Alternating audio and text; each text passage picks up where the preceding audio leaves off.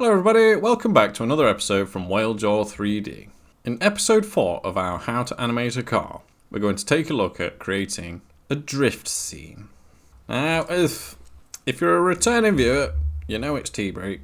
We like to have a cup of tea and a quick waffle, yeah? Set the scene, you know what I mean? So I've had a few days off, and I've had time to reflect. Think about my channel, and think about, like, me. Who am I compared to everybody else on the internet that's doing car educational content? Well, I've been thinking, this channel, me, is offering a service where if you're into cars and you want to get into 3D, I have all the resources you need to get started. My channel offers a how-to guide, how to do anything with cars, for the demographic that has no knowledge whatsoever of 3D. Nothing. Like, you're a completely, utterly new person. Now, compared to the rest of the internet, this is how I've summed it up. The rest of the internet that's teaching car stuff is generally a professional that's transitioning from, say, Maya or 3ds Max onto Blender because it's free. So, the way they teach is different to the way I teach.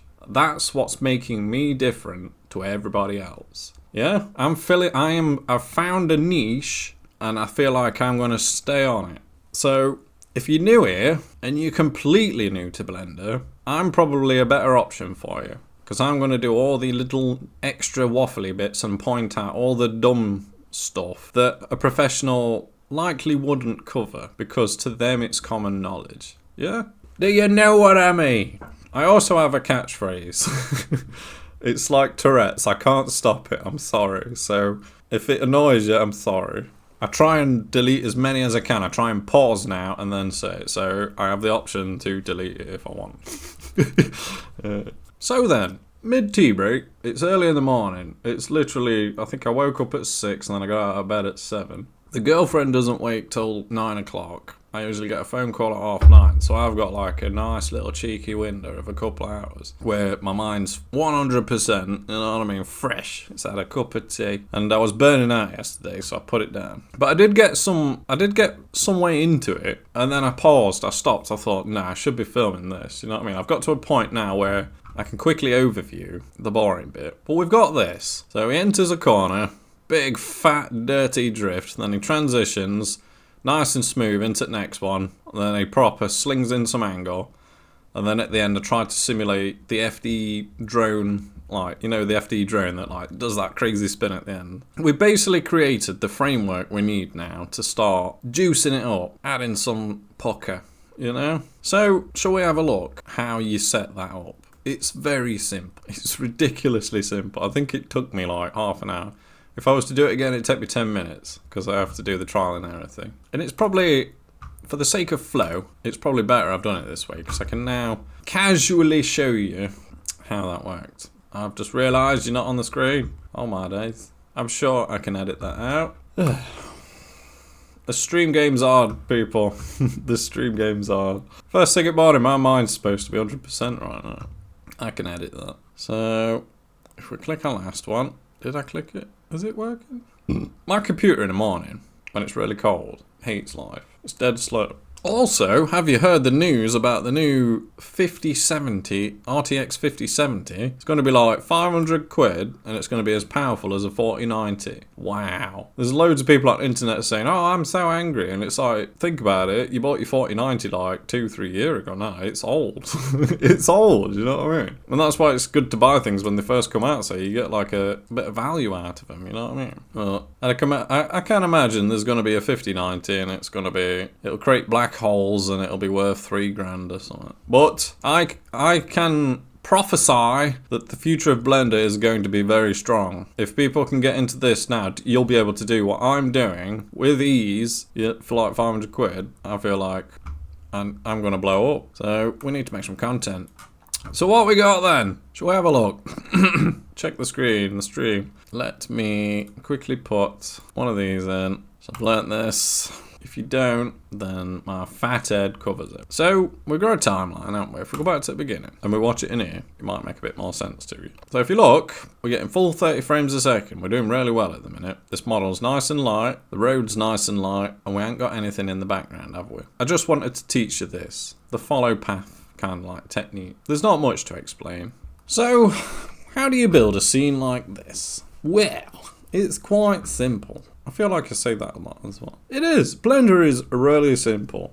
It just uses really weird words, and when you first start, those words don't mean anything to you. So people will be like, use this, use that, and you're like, what? And you don't remember it. So the first thing I like to do is, when you're making a car scene, it's all too easy to form a bit of road. You'll put a bit of road in, it's like yay long, and then you film it and you render it out, you wait all this time and you realise it looks like it's going about 4 miles an hour.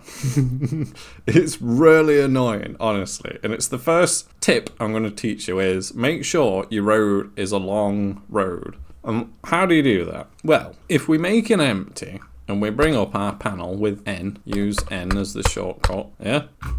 And what you do is you measure out an empty. Or, I think I used a cube because you don't get these options if you use an empty. So, you know what I mean? You give it a Shift A, you put a cube in, and you just make it see-through. I've shown you this in previous episodes. And what you do is, you basically map out a mile, say. What is a mile in meters? It's actually 1,600 meters. Because 1,000 meters is 1 kilometer. Yeah? A kilometer per hour. So if you're from Europe, put yourself a kilometre worth of a square that's a kilometre big, basically. Now, when I did that, it was obvious it was causing issues. It's quite big of an area to view. So the next thing you'd need to do is come down to your view here, and you're probably on 1,000 metres here. The view is basically the clip start. So when I zoom out, eventually it disappears. You see how it disappears there? We're at 10,000 meters now, and it'll clip it, because otherwise your computer will just want to explode trying to view so much data in one scene. It's a simple principle, isn't it? Yeah? So now we know that, I realised that, because I think I did it in a mile, which was 1,600 meters. So I'll put it at 10,000 and it really knackers your computer up. Now, I'm going to teach you a fun trick about Blender. You could say it's a hack. It's a virus. It's a fun trick to play on someone. If you want to kill someone's computer,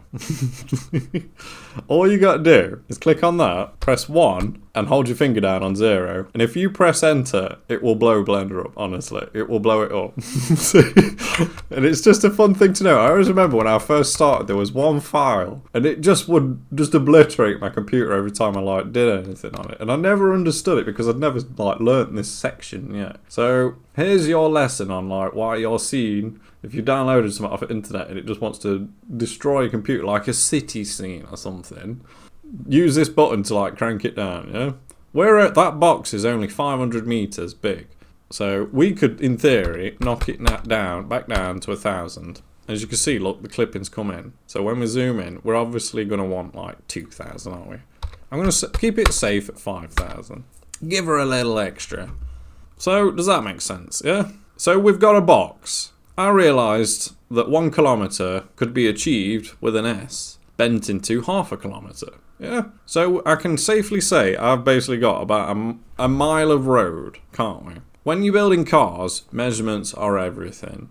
It's a 2-second side quest to do when you know what you're doing. So, you know what I mean? It's something you need to do. And as a result, when we run our car down this over probably around 15 seconds, it's actually going to look like it's travelling at speed. You know what I mean? Yeah? So now we've achieved that, you want to build a road, don't you? I used a free resource. I've got some of my own, but you get bored of using them, you know what I mean? And obviously I'm building a tutorial, so I just want to show you. So what I did, using the models on my blend kit, this is not a sponsor. I really wish it was. For the amount of, I don't know, the sponsorship is that it's free, and I'm singing its praises, really, aren't I? So if we click on road, I'm a free asset creator, so I'm all about using other people's free assets as well. I give back to what I make. And as you can see, it's already green. I use this one, something called a procedural road. I don't know whether you're familiar with geometry nodes yet. It's like advanced level blendering, and that's where your big boys, your donuts, and that all help you out in that situation. I'm a car channel. I just want to show you car stuff. You know, you just want to practice some stuff. So if you click and download that, you'll get this here, procedural road. Can you see?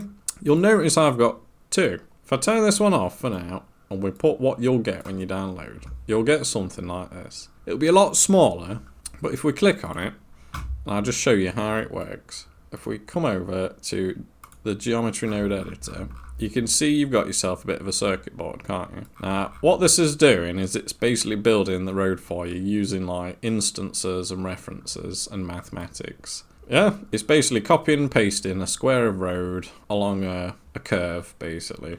Yeah, really simple stuff.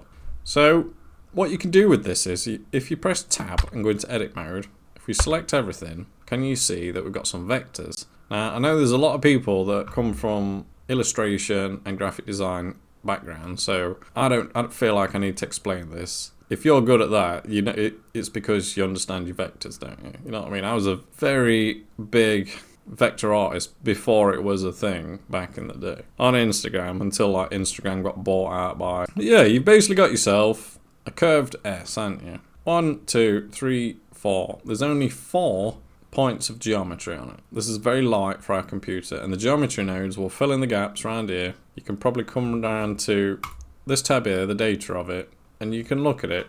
You can see that the resolution is only 9. You can increase it up. Can you see it going up, coming down? You don't need much.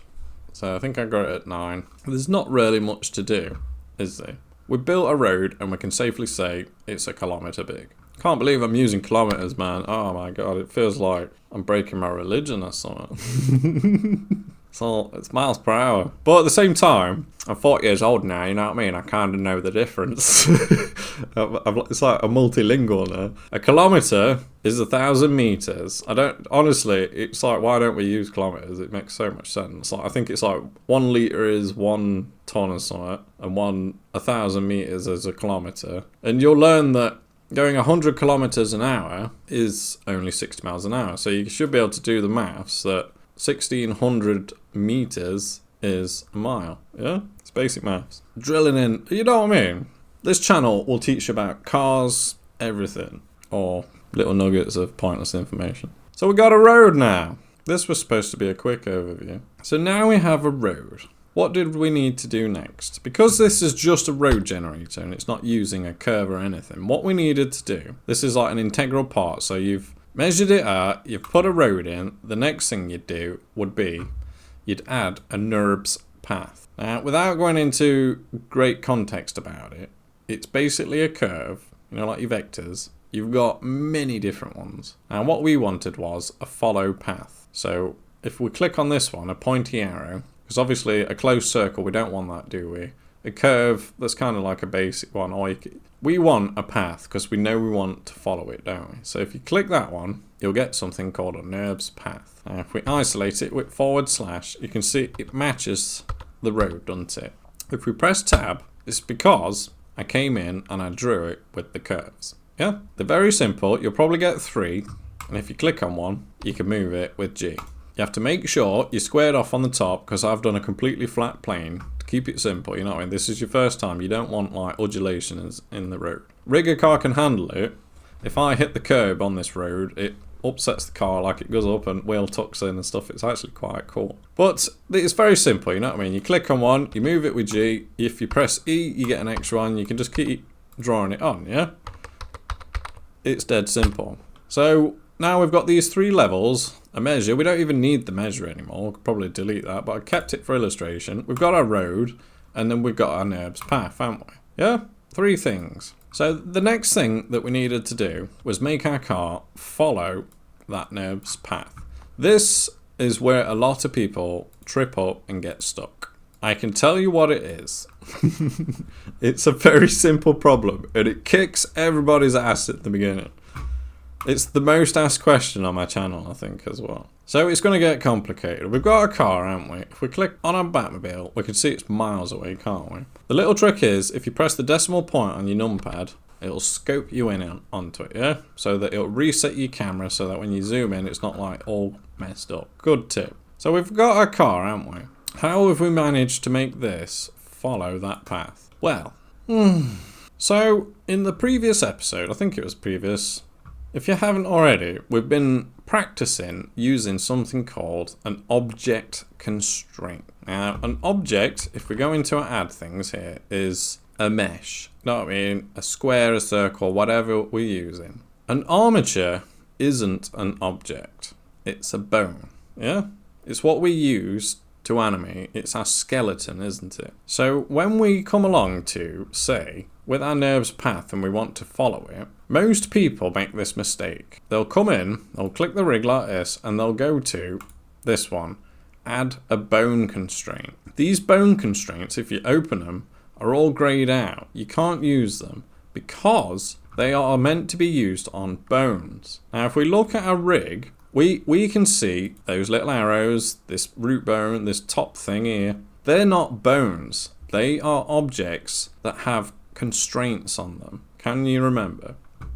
So when it comes to putting these objects on that NURBS path to follow, most people make the mistake of coming in, like pressing Control Tab so that they're into their bone pose mode, and they'll try and add a bone constraint like this. It won't work this way round. If we go back to object mode, here's another clue, we're in object mode.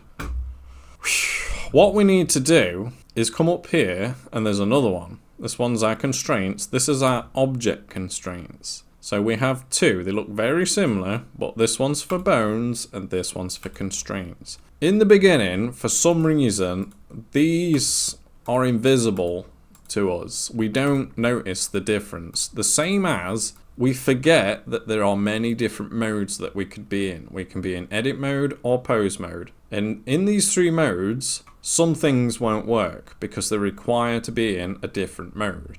Yeah? So if you're having trouble, I'm guessing it's likely because you're in the wrong mode or you're using the wrong constraint. Yeah? Because I didn't really understand constraints at the beginning. They were a mystery to me. So that's what I'm trying to teach here. So knowing this knowledge, you've probably put a follow path on that and it's not working. It's because it needs to be an object constraint. That base bone is an object, not a bone. Yeah? So if we put, where is it? This one here, follow path on, you'll get something, you'll get this box here. Yeah? It'll come with this here, look. You've got to select your object or select our NURBS path and it'll put it on a board for you. You may have to change the direction. I think mine was like facing that way. It's not a problem. You know what I mean? You can change which direction you want. If it's on like Z or something, it will have gone to like crazy town. You know what I mean? If you just cycle through them, you'll figure out which one it is. And it'll start it all the way at the beginning. We're on frame 1. It'll put it right at the beginning like that for you. And it'll like square it off. What you need to appreciate as well is my car's sitting on the deck. Yours wouldn't be. Why is that? If we come over to our rigger car and we look, I've got all my ground sensors turned on. So you likely wouldn't have that feature. So we're going to turn that off. Yeah? So if you come in, you'll notice like you're not actually like bob on. You know what I mean? This ain't bad because obviously I've pre-built it. But you're likely going to have issues where you're not touching the floor properly. It's not a problem. What we need to do, now we know we've got this working kind of thing. I've made sure I've put fixed position, curved radius and follow curve. It's up to you to like go through and click on all the buttons and it like basically learn how it works. It's very simple, you know what I mean? And you'll soon realise that this button here will offset it whereabouts it is. If we come out here, it'll offset it to whereabouts it is on that curve. Yeah? 1's all the way at the end, 0's all the way at the beginning. Why was mine, if we come to frame 1, like that, why was mine offset in like that? If you noticed, I've come in slightly. And it's basically, you'll want to set a camera up now because you'll be screwing around like this trying to get a look at it and then you'll move the frame and then it'll be out of shot. You'll be like, oh, god damn it. The next thing you'll need to do is, if we press our camera button, is put a camera in. You can see it's gone through the floor there as well. So we set a camera up And it's quite simple. With that camera, if we open our rig up, we can see I have parented the camera to that rig, so that when we move, the camera will follow the car. I've obviously put my own keyframes in here, and like you just move it around, but because it's parented, it'll always follow the car. And you can easily create like a drone effect, can't you? Yeah? So now we've got a camera, you can start to like dial in your clip, you know what I mean? You can keyframe your car. I've taught you how to use your car, haven't I? So if we just tab in, all I've used is this one here, my drift tab button. Can you see how it's offsetting from the base bone? Drift in, round the corner, drift in. I've probably like adjusted the NURBS path as well to like suit the road, so like he clips the outer edges and things like that. That's all like fiddling or noodling as we call it. The girlfriend has risen. We've got 15 minutes. Ah! Ah! Right then, silent. Yeah, so you built yourself a simple animation that you can view quite easily through a camera. And then, if we tab back out, I was basically explaining why I've offsetted at the beginning. If you look, if we went all the way back to say the beginning, you can see the edge of the thing, can't you? I don't need to explain any more than that, do I? So you basically, you come in a little bit and you keyframe it with this one here. You click it and you basically got your basic animation, haven't you? You should be able to do that. I've had to put my own lights on, of which I've parented to the rig as well, because it was quite a dark scene. And as well, if we look in this mode, I really don't fancy putting a background in, you know? Even though, last night, let me tell you a story while that loads. My mate Brad, I asked him 2 days ago, can you do me some voiceovers? Because I wanted to bring the old rigs back into play. If you know, you know. Because I was going to do an animation with this. I asked him to do me some, like this small story. And he's a busy man streaming. And he came back last night when I was trying to get to sleep, and he sent me the clip of like he's done all the voice acting for us, basically. It's so good that I can't not now animate it. So what I'm doing with this is showing you how to create a simple drive scene, yeah? And then I'm going to do this animation because I feel like it's going to be crazy. Anyway, I need to hurry up. So if we look, my point was, we can see a bit of horizon coming through there, but I'm thinking it's like a black sea of death. I don't know. Yeah? It's moving so fast. Yeah, there we go. That's what I need to discuss about. So, if we look here, look, it's black, but it don't really matter. And when it's moving, it's all going to be blurry. So what we can see is we've got an issue now, aren't we, with the wheels. They're not touching the deck. Let's move a bit quicker. The reason for that is, I'm sure you've guessed it, is because your floor sensors aren't down. Now the issue I had was, because I had a procedural road, it's basically a road that's a ghost, it's not really there, you're going to struggle putting your floor sensors down on it. If we look, it doesn't do anything. So, and it's because it's geometry nodes. So what you have to do is, where are we? Can we click on it? Yeah. You click on your procedural road, and what you need to do is right click on it, and you need to convert it to a mesh. Basically, it's that simple, yeah?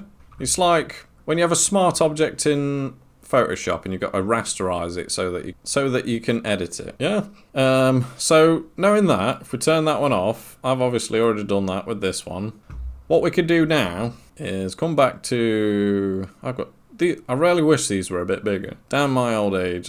If we click on the rig, it's already open, isn't it? Yeah. Wow, I'm slow this morning. I need coffee. What we can basically do is now click that road, can't we? Yeah, it's coming up. So let me bish, bash, bosh. There you go. Your wheels are now touching the deck, and if you go underneath and we come into this mode, your wheels should look like that. Just like little tiny bits of black popping through the bottom, like, and that's perfection then, that's how you want it. Yeah?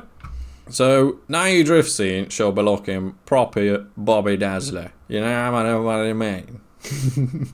Yeah, and I think this is the point where I got to, and I'm like, probably should show you this. It was quite simple, and it saves you watching me trial and error about 20 buttons, you know what I mean? So you've got to this point. How long have we been filming? 38 minutes. This will probably crush down to 20 minutes. So this is at the point where I was like, I probably should stop and show you this, Because that's kind of it was a day's session. It was an hour or two. You know what I mean? This is what a hobbyist is doing. He's got an hour or two at night. You're probably going to put it down at this point. So it might be worth ending this episode here and keeping them into smaller episodes. Because the hour-long ones, they're a nightmare to edit. Well, I basically made a list. 1, 2, 3, 4, 5, 6, 7, 8. We've got 7 things now that we need to add on that are just like groovy extra things. We've basically, if we come in and we start at the beginning, the brake lights are always on, so we basically got to correct the brake lights. We obviously need to make it smoke on the rear tyres, don't we? Even though I'm not going to talk about it, but it can't do it. We need drift smoke. That's the last thing I want to put on this, because as soon as you put that on, you wreck your computer, you know what I mean? But it's worth it. It's so worth it.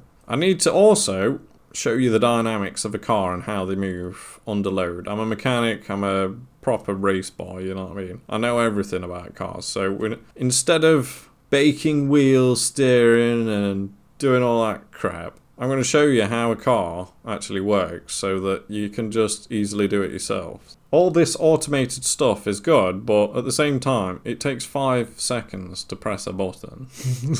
And unless you don't understand the fundamentals, there's no point in using automation.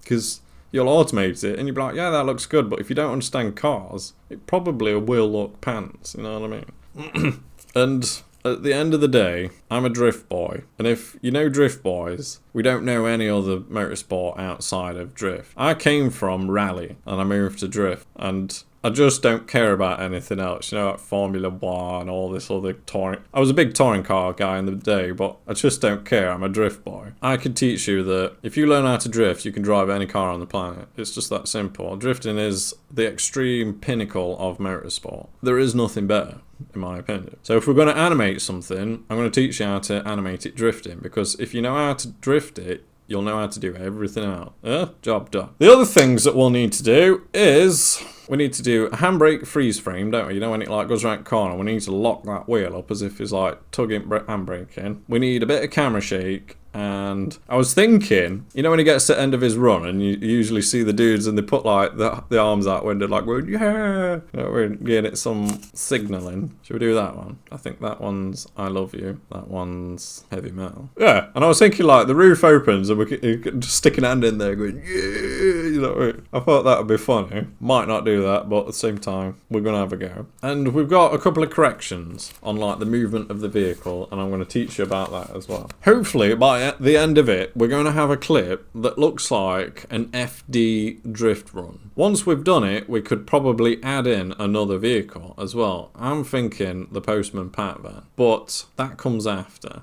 That's an episode that it's eating away at me. I want to mod up the Postman Pat van to be drift spec.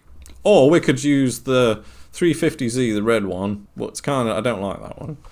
I didn't do any bevels on that and it looks a bit pant. So if you've enjoyed this episode, I need a cup of tea and a coffee. I'll probably film the next episode straight away. I'm going to try and break them up. I'm going to try and make half-an-hour episodes. Hour-long ones, it's a tall order. I get fidgety after half an hour, you know what I mean? I've tried watching my own things, it's like I have to pause them and go and, you know what I mean? Go scratch my arse and go for a wee and stuff. So we'll go for half-hour ones. Thank you for watching. Like, comment, subscribe. I'll see you at the next one. Lovely. See you in a bit.